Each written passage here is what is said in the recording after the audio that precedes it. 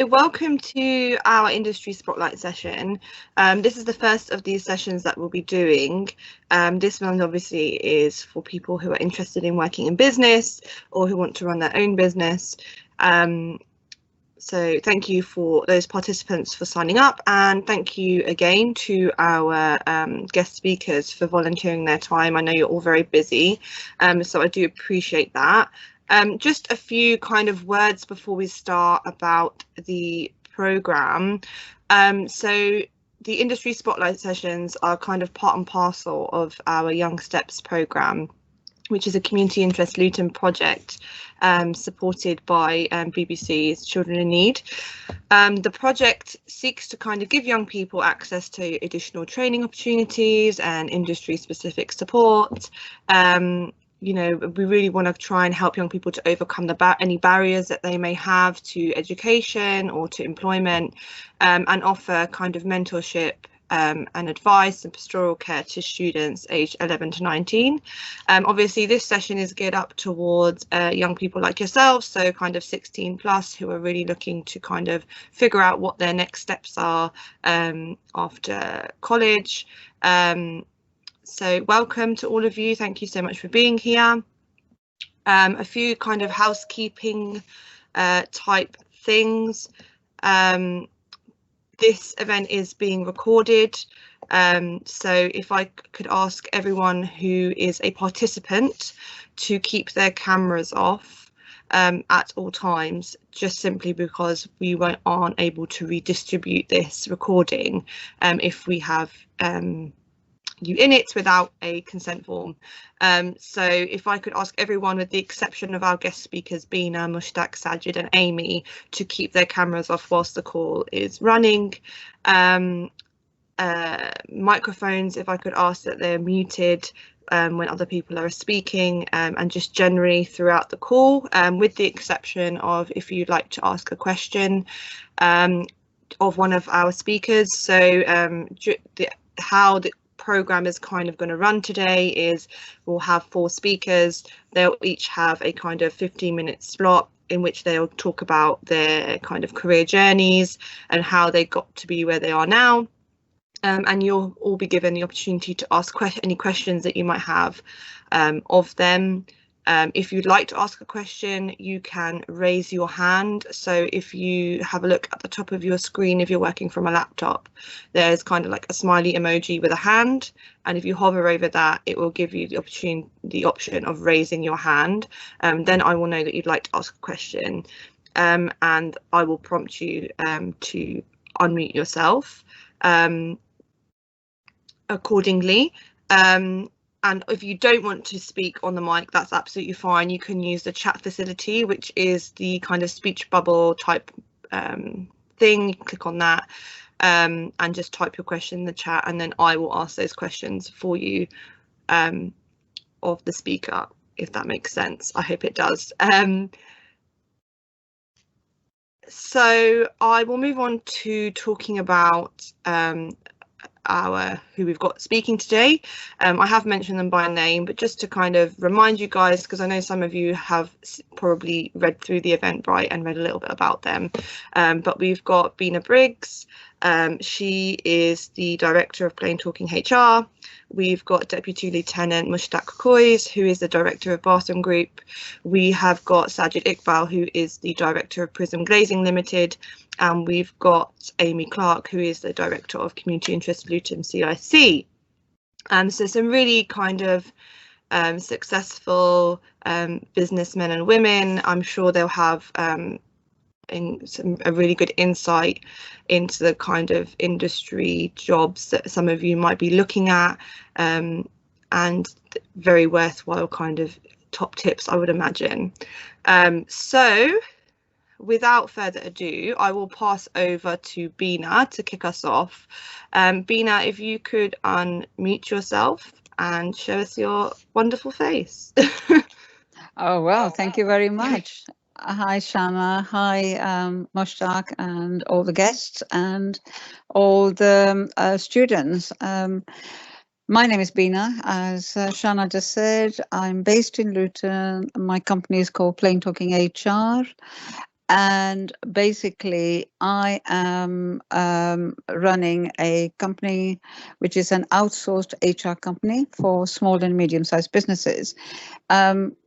It's like, when you're at university or at school or college or anywhere, I don't think there's a time when you just suddenly think that I'm going to be an HR consultant.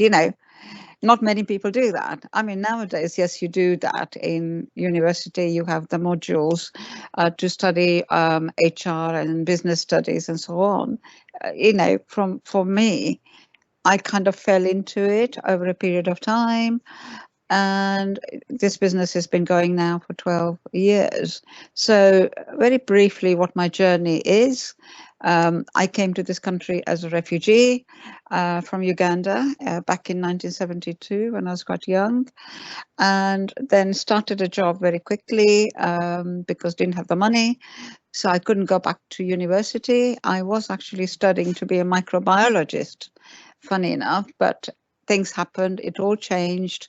And so I started a job at Luton Airport as a small junior data processing, officer, administrator really, for a company called Court Line. That's long gone now. It went bust in 1980 or something like that. Anyway, 74, 75, it went bust. And so from that, I went then to British Telecom. At the time, it was GPO, or General Post Office. And I went into a computer center, and I was a computer operator on shift. And I did all kind of shifts, earlys, lates, and nights. So I did the whole kind of thing for about 10 years.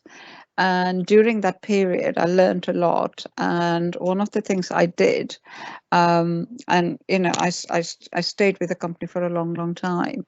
And during that period, I obviously started from junior, went to being a team manager and managing mainly men, because in those days, back in the 70s and 80s, computing was really a male-dominated industry, so there weren't that many women there. But anyway, I was one of those. And from there, I decided that I really was not interested in being with computers. I wanted people around. And luckily, I met somebody through the British Telecom at the time, from the learning training department, who talked about leadership and all that. And one of the things that they said was that, yeah, they had actually done a professional qualification at the time, back in the 80s and 90s, it was called Personal Development Institute of. So I got information about it. So whilst I was still a manager in computing, I then studied in my own time and getting some time off work, and qualified and got my professional qualification in HR. And then from there, I went to work. I took a sabbatical, actually, and then for about a year. And then I went and became HR officer for London Luton Airport, and then quickly became HR manager and head of HR. That changed back in 2009. I left the company, and at the time, I knew somebody as a business colleague, as a business contact, a lady called Bronwyn Philpott, who was head of HR for Monarch Airlines and Monarch Engineering at Luton Airport. And we knew each other as opposite numbers, because you do. And anyway, so she was starting a business called Plain Talking HR. She hadn't really started trading. And so we joined forces, and I joined her. And so we started the business, and literally supporting small and medium-sized businesses with their employment, anything to do with employing people from start to finish. And so Bronwyn retired 3 years ago, and the business is mine. And I'm very much part of the Luton business community. I love it being here and being part of it. And so this is my journey, really. one thing I will say to people is that, have a passion. Whatever you do, have a passion. I love what I do. I know that at the end of each day, I know that I've done a good job. And when I get, thank you from my clients, but even if I don't get it, I know that I've made a difference to somebody today, to somebody's life, to somebody's business. What you have to remember is no matter what you do, what job you do, be true to yourself. You have to be really honest, have integrity, because you can fool a lot of people some of the time, a whole lot of people all of the time, but you can't fool yourself. You have to live with yourself, and we're on this earth for one lifetime. So be good to yourself and be kind, but be true to yourself. Live your dreams, and you know be fair, be reasonable, have that integrity of being a good person, so that every night when you go to sleep, you don't have any issues because you've done a good day's job. And that's it. That's me. Thank you. Would you like me to say any more, Shana? Thank you so much, Bina. That was really great, and you've been doing so much. You must be exhausted. I mean, I personally have a question, actually, because Sure. you spoke a lot about integrity, and I think that that's a value that finds its way into most workplaces, or should do anyway. How would you say that you model integrity as the director of a company, as the boss? Right. What you have to think about is it's not really a business quality. It's a human being, as it's a human quality. What you have to think about is, am I doing this right? Am I actually being good to myself and the other individuals? So when you look at somebody, everybody has to carry out things that they perhaps don't want to. There's a lot of things that HR is all about compliances. So, half the time I'm talking about what you can do and what you can't do. And, this can be done, this can be done, and there are limitations, or there are restrictions or penalties, and, it's legislation. However, what you have to think about is that when you treat every single person, as an individual, the same as that you would want to be treated, and you think about what you're doing to their life, that matters. And it doesn't matter what job you're doing, whether you're a director or a big business owner. So you look at some of the business leaders, some people in our world, so the Obamas, or just look at anyone you admire. I'm not talking about celebrities. I'm talking about people who really matter, who change the world for whatever it is. And it is what integrity is thing that actually makes it work, because each of them are those people who have that in them, and that's the quality that actually raises them above everybody else. Thank you so much. Does anyone have any questions, any other questions for Bina? If you do, you can raise your hand, or you can type them in the chat, that's fine. Yeah.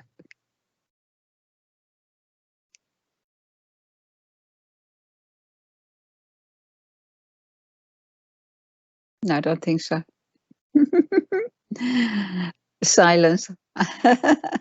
So I think you just articulated yourself very well.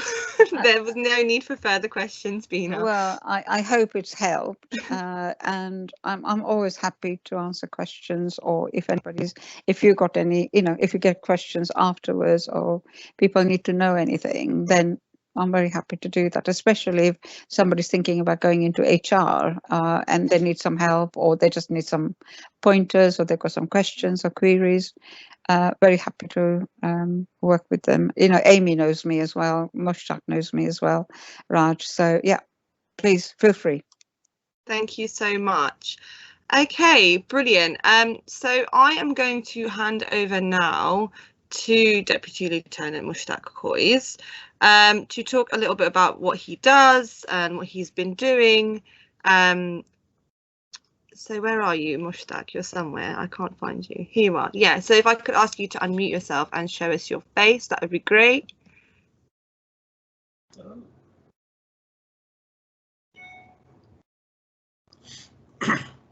Hello, my name is Mostaque. I'm a director of Bartham Group. I am currently being appointed a Deputy Lieutenant of Bedfordshire on 1st of March.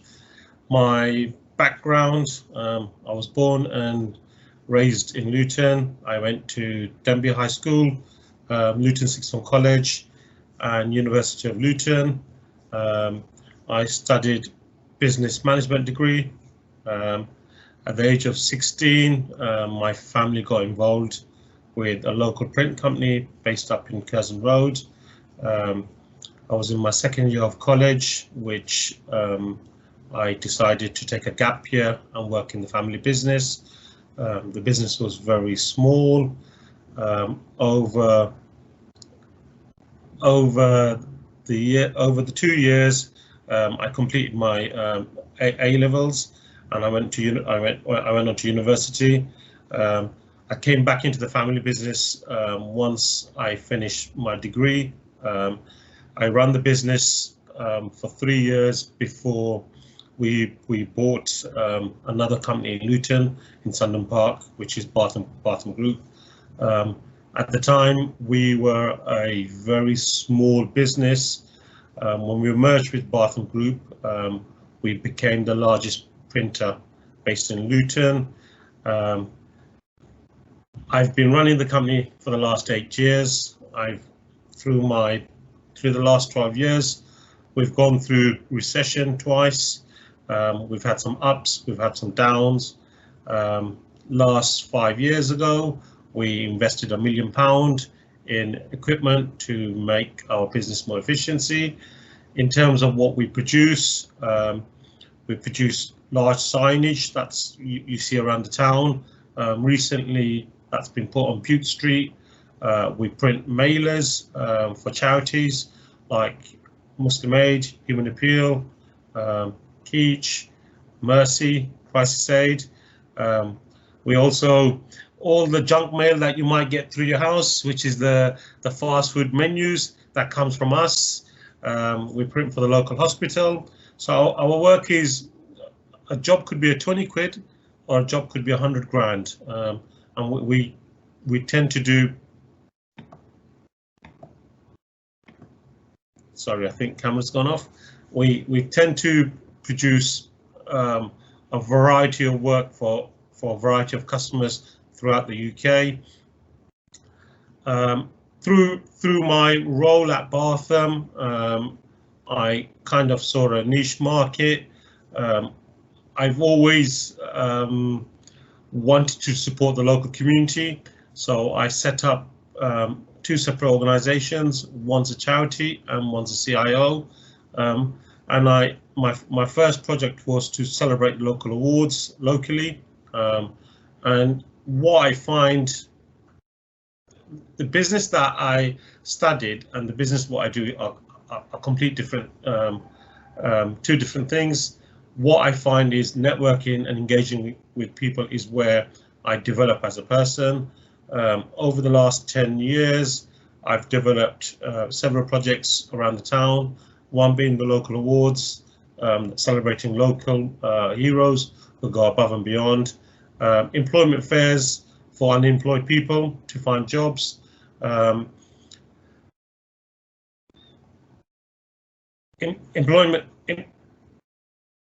sorry, am I on? I can't see your camera. Can you see me now? Yeah, I can see you now.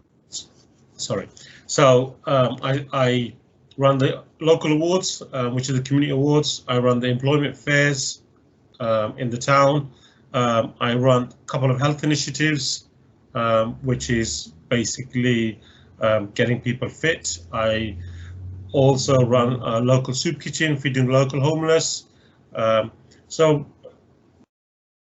I guess my role has changed from what I studied and what I do, and every day is different, and I enjoy what I do. Is there anything else? Can you hear me, Shana? Yes, I can hear you. Thank you so much for sharing, and it's been really interesting to hear how you've kind of had an evolution of your role over time. And I think actually most people working in this sector would say that that's the same, whether it's kind of through sheer ambition or through things changing. Yeah, for sure, there's always going to be that evolution. You have a question. So what would you have done if you didn't go into business? I always wanted to be a police officer, but at the age of 16, when I applied, I got rejected. It took 2 years for them to reply. So I took the opportunity of joining the family business and growing it. I think now, looking back, I probably made the right decision for myself. I've had ample of opportunities to do different things, but I enjoy what I do. It's been, in business you learn, and I think, as Bina said, you know, as long as you're trustworthy, you build relationships, opportunities come to you. My advice to everybody is you've got to have humanity in you. If you have humanity in you, you'll go far.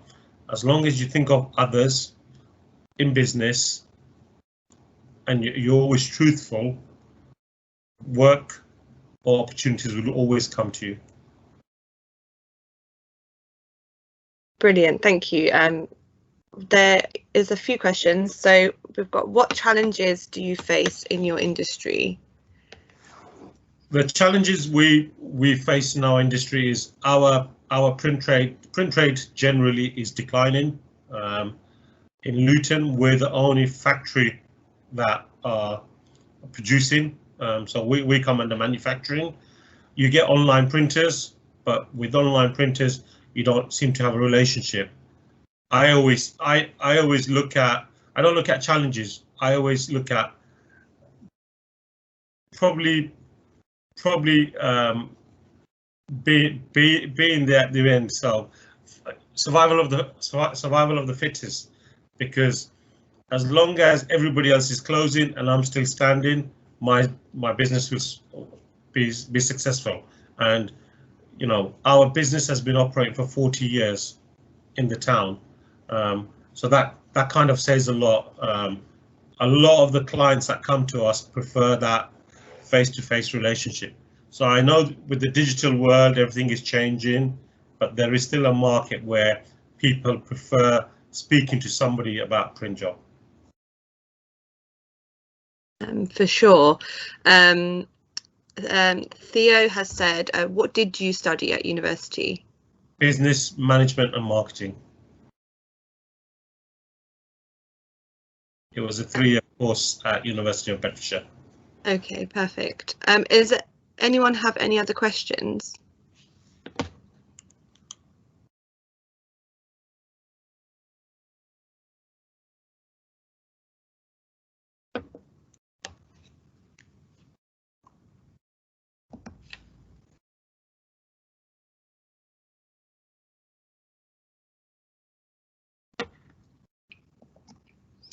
Okay, great. Thank you so much, Mostaque, for your insight. It's much appreciated.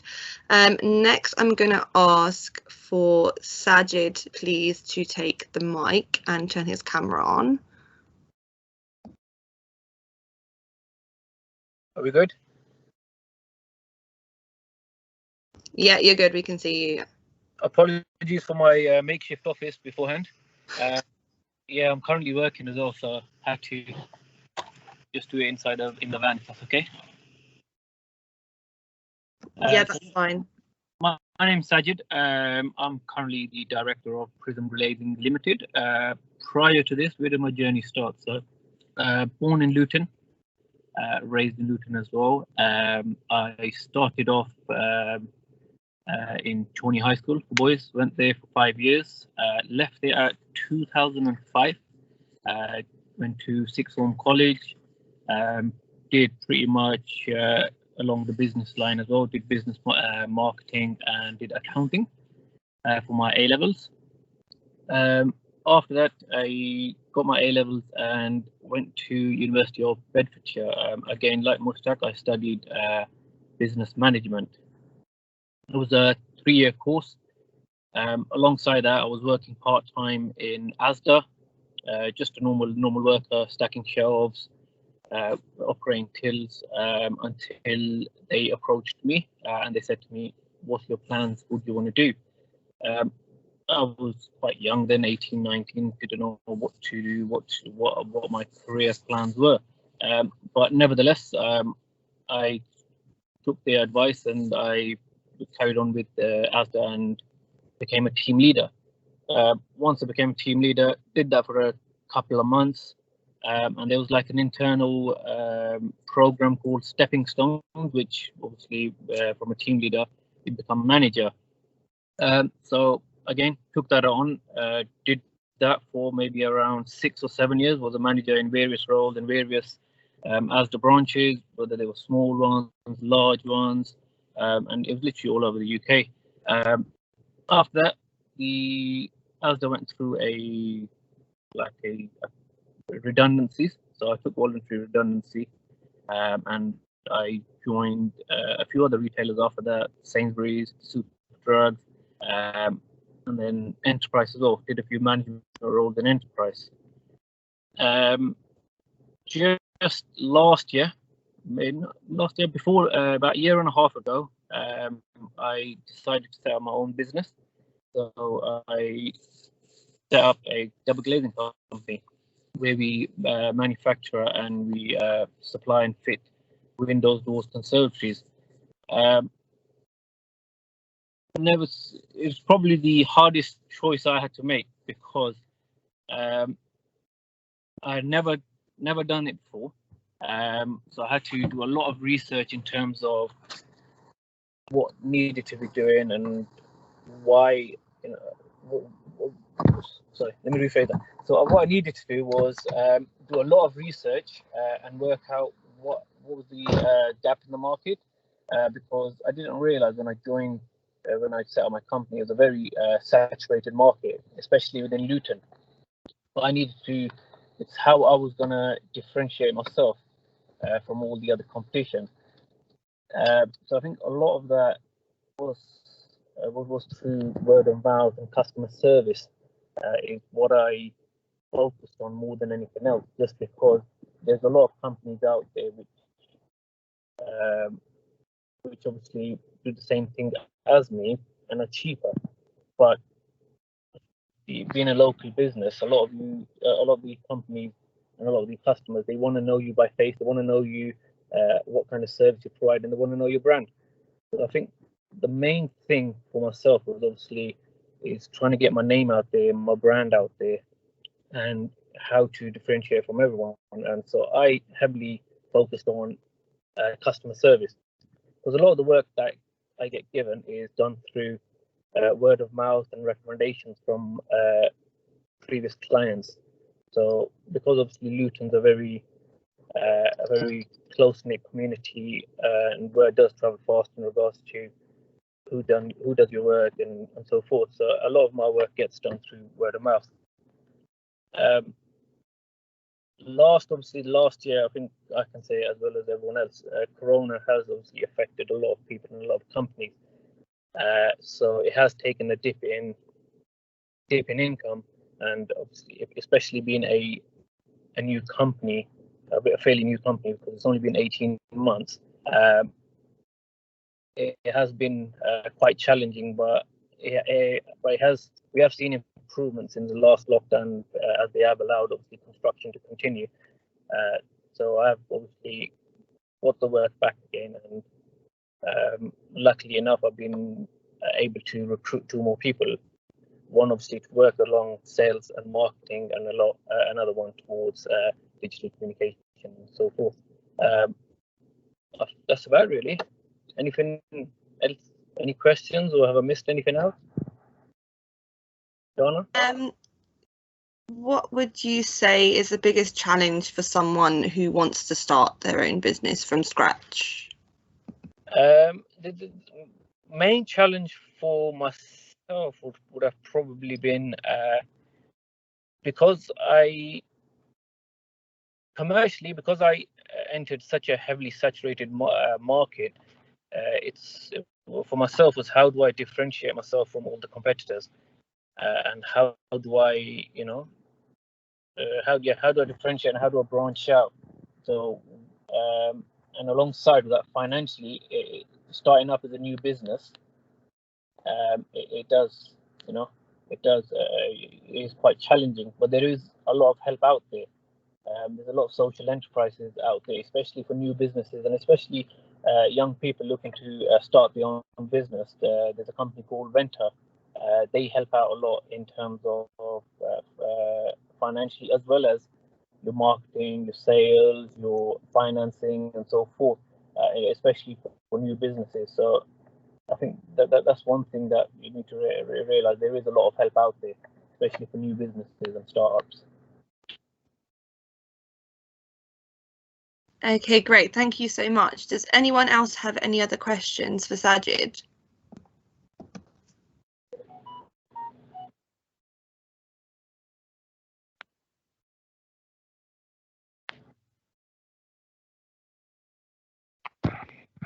Any questions?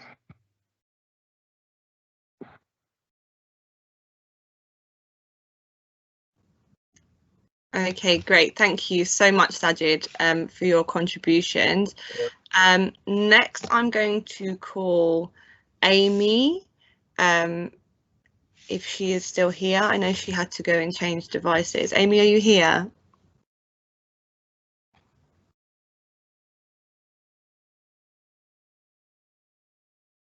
I don't know if she's here. Oh, she's coming. Wait, she's in the lobby. Yes, next I'm going to call Aimee, Aimee Clarke, to talk a little bit about her journey into her career. Aimee, are you with us? Yeah, just about. Having a few technical difficulties here. Okay, I think I'm all good. Can you hear me? Can you see me? Yeah, you're all good. Okay, great. So I'm Aimee. I'm a director at CI Luton, which is Community Interest Luton. I've actually been in my role for 10 years this year. I actually started when I was in college. I went to the Luton Sixth Form. I was 16, studying business. Didn't really know what I wanted to do, but I was like, I'm enjoying business, so I carried on. My college teacher actually said to me, look, my colleagues looking for someone to have, do a part-time role in admin. So I was like, that's great. I love organising and sorting things out. So I took the opportunity, not knowing, what to expect, having no experience whatsoever other than my work experience from school. And then I met Mostaque, who I know was on here earlier. And he kind of took me on board as a part-time admin. I was helping out with the community awards when I first started. After 6 months of running the awards, he then offered me a part-time job permanently while I was still studying. While I was studying, continued working, then I went on to university, but I studied in London. Which at one point I thought, maybe I can't work and study. However, Mostaque kept me on. I came into the office once a week and done the rest from London, because that's where I was living at the time. Once I finished university, and then I came working for Community Interest Luton full time. We have a variety of projects, and we've just kind of grown throughout the town over the last 10, 11 years. And me as a person, I've grown from 16-year-old me to now where I am now. I'm now a director. Started off as a part-time admin, and I now run most of the projects that are in under Community Interest Luton. Yeah, I don't what else would you like to know about me? That's kind of my short journey, where I was and where I am now and how I got there. I guess one question I'd like to know is, obviously you are quite young, and you're a director of a company. What would you say are the kind of challenges, you know, because it's quite a lot of responsibility at quite a young age? Yeah, see, I was 22 when I became a director. I'm 26 now, nearly 27. And I think it's kind of, you need to have someone, you know, whether it's your boss or it's a colleague, having someone believe in your abilities. I think that's a crucial part in working in any environment. And I know Mostaque obviously believed in my abilities to be able to carry out the jobs that I needed to do, even when there were times like I'd made mistakes, or, you know, I don't know, sent the wrong email to the wrong person, like silly little things which I thought was like the end of the world. And he was like, it's fine, like we'll fix it, it's not a problem. And I think, as much as, yeah, there are times where it is a lot of pressure, especially when it's the community awards, because that's an event that takes, you know, it could take nearly a year to plan and, you know, run and make sure everything, because you have over 600 people attend normally. So obviously when, you know, this year we won't have 600 people, obviously with COVID and everything, but in previous years we've had 600, 700, 800 people, and trying to plan that event, although not single-handedly, I've got support from my other colleagues, it's predominantly me who deals with all the nominees and making sure everyone's sitting in certain places, and it can be a lot of pressure to manage like 8 or 9 different projects while still, you know, doing your day-to-day normal admin work. That's kind of it. Thank you, Aimee. There was someone typing in the chat. I think it was Musa. Did you have a question?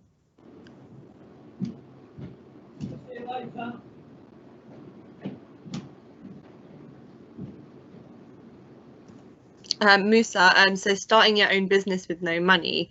I'm assuming the question's aimed at Sajid. I don't know, Aimee, if you have any insight into this.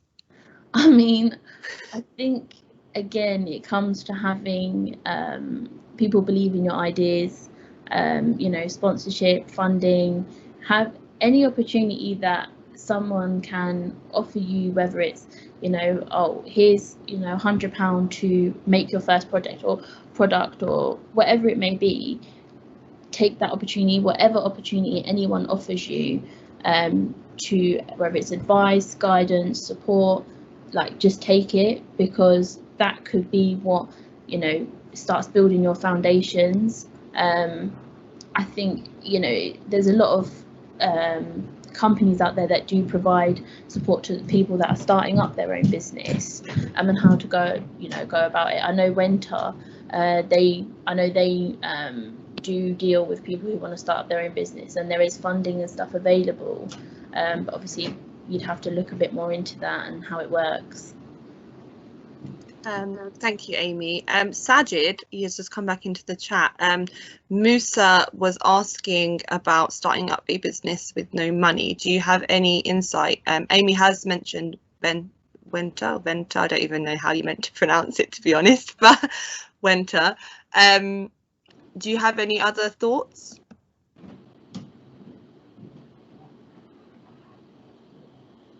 Yeah, so Winter was obviously a big one because I mentioned earlier they provide obviously financial support as well as a lot of other courses in terms of marketing, finance, and so forth.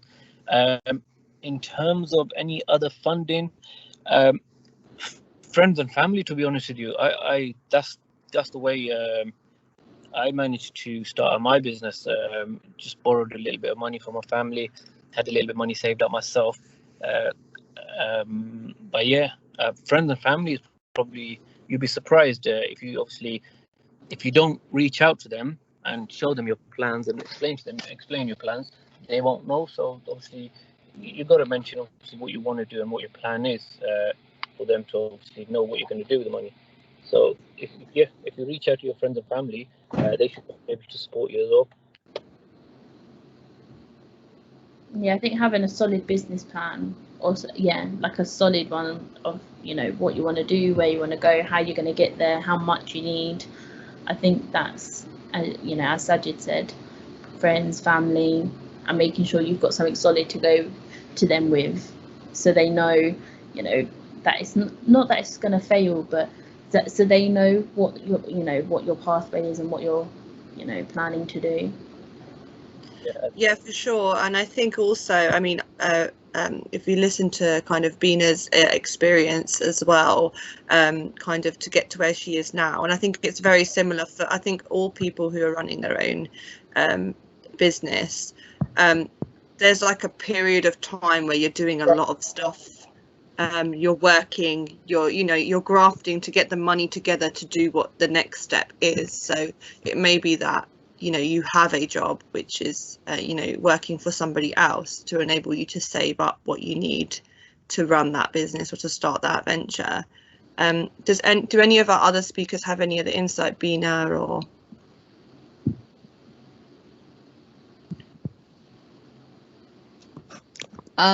I would say, Shana, that Richard Branson said something, and it's one of the things that people should do is read books, business books of people who really inspire. So, for instance, Elon Musk, he is an inspirational person, you know, the one who's talking about SpaceX and going up there and all that. Richard Branson said, when an opportunity knocks, when somebody says, can you do XYZ for me? Yeah. And it's something that you've never done, but you know that you could do it. Don't say no. Yeah. Say, yes, of course I can do it. Then go and work out how you're going to do it. You know, and that's how you'll grow. But at the same time, the opportunities will come. Obviously, you know, if you're totally going, you just don't feel like you can do it, then don't say, because then you're going to be stuck and then you'll have a reputation of not delivering. But if it's something that you can, it's like, you're not taking that extra step up the ladder. Instead of just doing one step, you're doing 1.5 to reach out a bit more. You're stretching a bit more.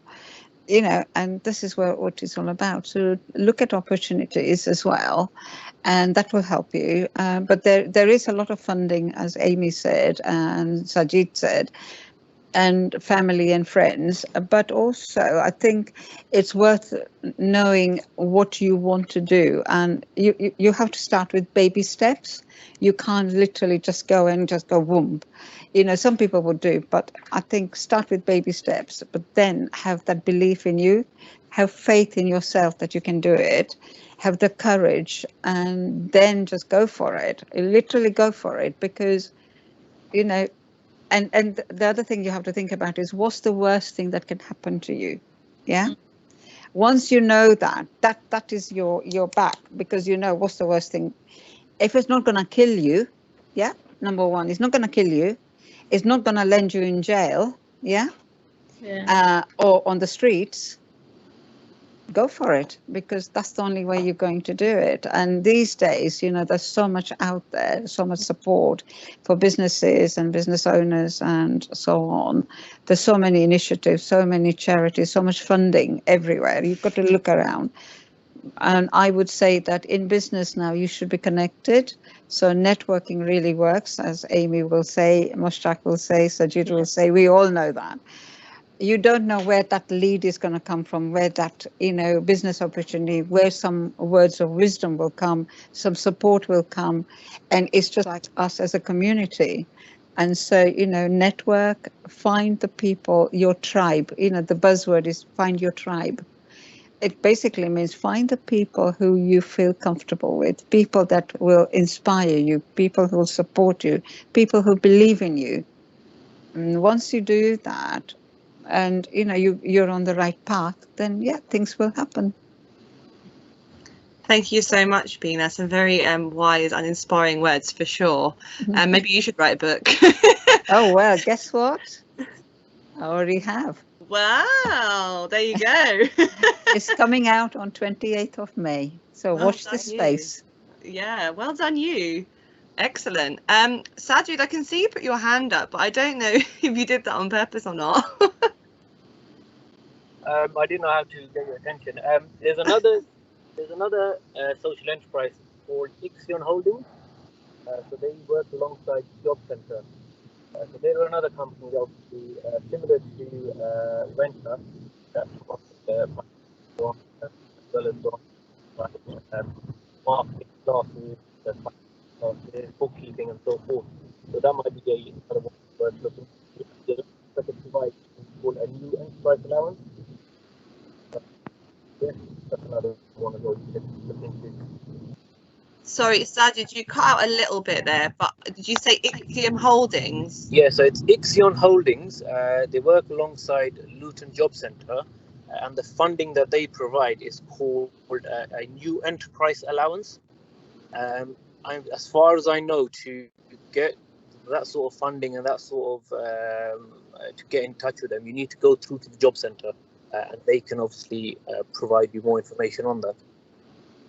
Okay, great. Thank you so much for sharing that. That's definitely will be a worthwhile route for those young people who will be leaving college kind of this year. If it's something you're thinking about doing, it's definitely worth getting involved with or getting in contact with those kind of local agencies who can offer support. Aimee, you've got your hand up.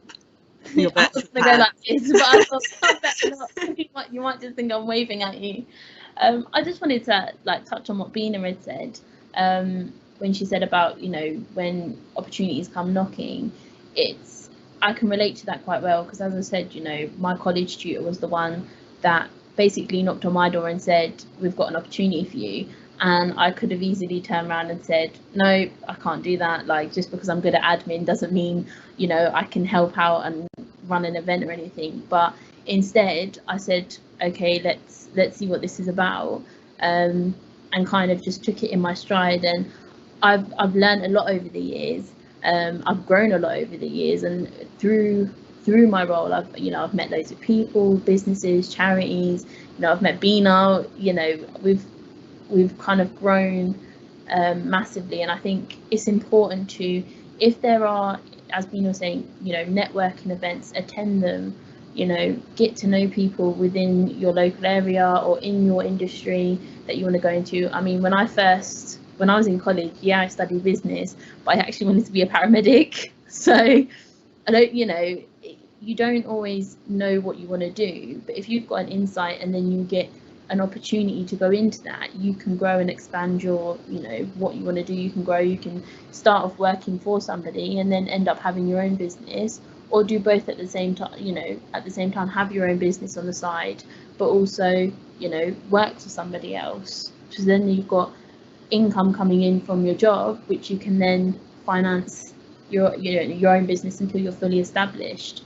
But I think networking and communicating and building those foundations before you reach out is key in anything, and taking every opportunity and any opportunity, especially work experience. If you can get work experience anywhere, take it, because it's experience within your role. I think I done a week in a charity shop, I've done 2 weeks in Tesco's, I've been to Asda, just a bit everywhere and anywhere to gain some form of experience in the business world or working in general. Yeah, I mean, that's definitely that's something that I advise all my students all the time is, whether it's paid or not paid, take those opportunities, because you're going to build those skills as well that you need, whether you're going on to run your own business, whatever it is you want to do, those kind of soft skill building, communication skills, timekeeping, these are all things that I only learn by doing them. You're not going to be great at clocking in on time if you've never had to do it before, for sure. On that note, thank you, Bina, Sajid, Mostaque, Aimee, for your insight and your really inspiring words. I feel like I want to go and start my own business now. So thank you so much. I know you're all very busy people, so it means a tremendous amount that you've given up your time today to speak to our young people. And it's much appreciated. So on the note of kind of building contacts and networks, it's something that I think no matter what industry you're going to work in is incredibly important. My personal background is arts and culture.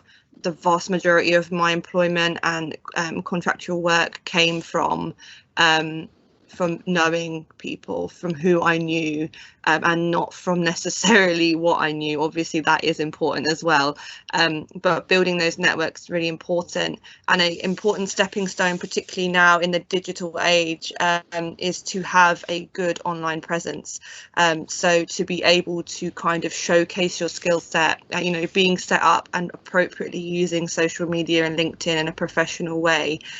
These are things that are very, very important, especially if you want to go on and run your own business, because people need to know who you are.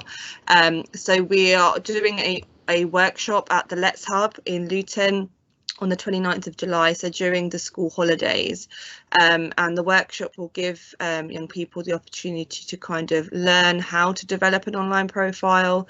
You'll also get the opportunity, obviously, to connect with other young people and aspiring entrepreneurs, which is obviously going to be invaluable. You might find someone who's, you know, is literally like, you know, the lock for your key into kind of getting yourself off the ground.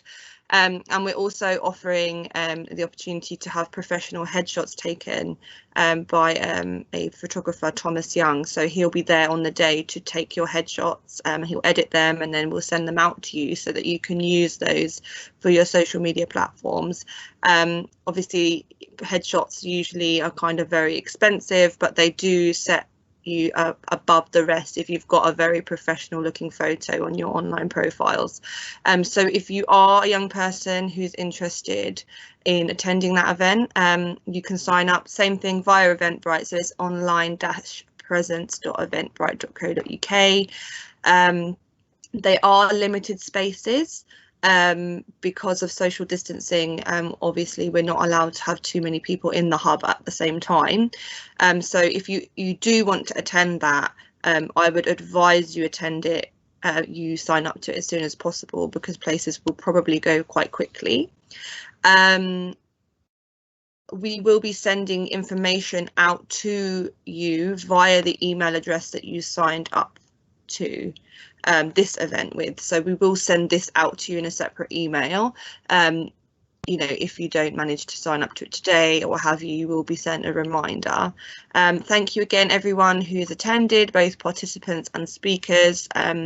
Much appreciated. I hope that it was useful and insightful to you. And I will leave you all to enjoy the rest of your day, unless there are any other final questions.